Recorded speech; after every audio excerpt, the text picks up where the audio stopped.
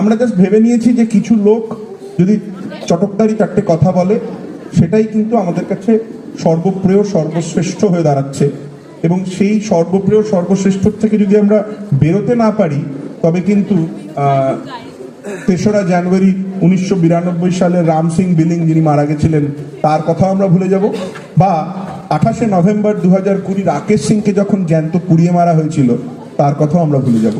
আজকে এই মিডিয়া ডিপার্টমেন্টের যে দায়িত্ব, আপনারা ভেবে দেখেছেন মিডিয়া ডিপার্টমেন্টের দায়িত্বটা কোনো অংশে ডাক্তারি বা কোনো অংশে আইনের থেকে কিন্তু কম নয়। আপনারা কিন্তু থার্ড পিলার বলে আমি মনে করি না।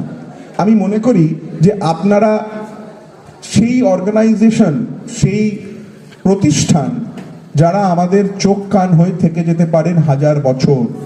আপনারা দেখছেন আওয়াজ, রোজকারের হক কথা। For more updates about Awaaz, please subscribe our YouTube channel Rajshekhar thali.